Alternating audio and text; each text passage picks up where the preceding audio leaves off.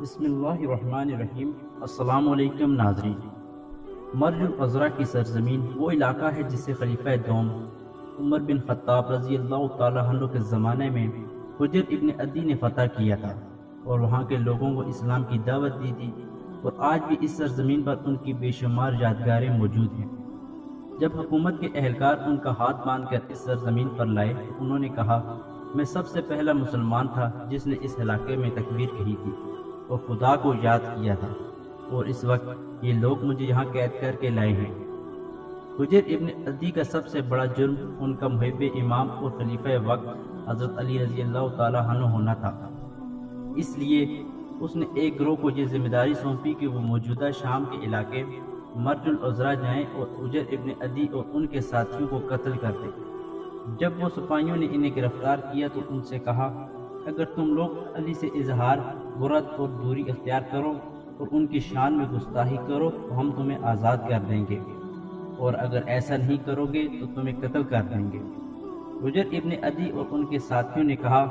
نیز تلوار کے مقابلے میں صبر و رضا پر ایمان ہمارے لیے اس چیز سے بہت ہی آسان ہے جس کے بارے میں تم ہمیں دھمکیاں دے رہے ہو۔ خدا اور رسول اور حضرت امام علی علیہ السلام کے دیدار پر ایمان دوزخ میں داخل ہونے سے زیادہ محبوب تر ہے۔ اس وقت حجر ابن عدی نے کہا کہ پیغمبر اسلام صلی اللہ علیہ وآلہ وسلم نے مجھ سے فرمایا تھا، ہے حجر، تم علی کی محبت میں ظلم و بربریت سے قتل کیے جاؤ گے، اور جب تمہارا خون زمین پر گرے گا تو اس کے نیچے سے ایک چشمہ جاری ہوگا جو تمہارے سر کے زخموں کو دھو دے گا۔ اور پھر یکے بعد دیگرے حجر ابن عدی کے باوفا ساتھی خون میں غلطاں ہوئے اور انہوں نے شہادت کا جام پی کر اپنی پاکیزہ زندگی کی نقوش کو تاریخ کے دامن میں ہمیشہ کے لیے ثابت کر دیا، اور آخر میں حضرت حجر ابن عدی بھی شہید ہو گئے۔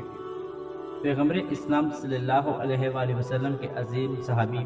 حجر ابن عدی جوانی کے دور ہی سے شجاعت و بہادری جیسی صفت سے مزین تھے، اور جس دن سے وہ اسلام لائے تھے اسی دن سے مشرکوں اور کافروں سے برسر پیٹ کر تھے۔ آپ حضرت علی رضی اللہ تعالیٰ عنہ کی خلافت کے دوران فتح شام، سرزمین مداحن اور اسلام کی اہم جنگوں میں بڑی شجاعت و دلیری کے ساتھ اسلام کا دفاع کرتے رہے، اور مرج العذرا علاقے وہ سب سے پہلے مسلمان شہید تھے جنہوں نے مصلح شہادت پر پہنچنے کے باوجود 2 رکعت نماز پڑھنے کا ارادہ کیا تاکہ عظمت پروردگار کے حضور میں راز و نیاز کر کے اپنی روح کو بالیدگی بخشیں۔ چنانچہ آپ نے مصلح شہادت پر 2 رکعت نماز پڑھنے کی مہلت طلب کی۔ دشمنوں کی نظر میں ان کی نماز تولائی ہونے لگی تو انہوں نے کہا، تم نے نماز کو بہت طول دے دیا ہے، کہیں ایسا تو نہیں کہ موت سے ڈر گئے ہو؟ حضرت حجر نے نہایت دلیری سے کہا، یقین کرو کہ میری زندگی کی یہ سب سے کم وقت میں پڑھی جانے والی نماز تھی جو میں نے ابھی پڑھی ہے۔ بالآخر حجر ابن عدی شہادت کے درجے پر فائز ہو گئے اور جہاد کے سنگین بوجھ کو سرحد شہادت یعنی آخری منزل تک پہنچا دیا۔ حجر ابن عدی کو شہید کرنے کے بعد امیر معاویہ شام کو بہت سی مشکلات سے دوچار ہونا پڑا، اور جب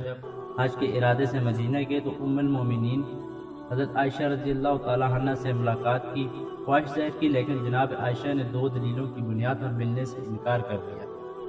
پہلے یہ کہ انہوں نے ان کے بھائی محمد ابن ابو بکر کو کیوں شہید کیا،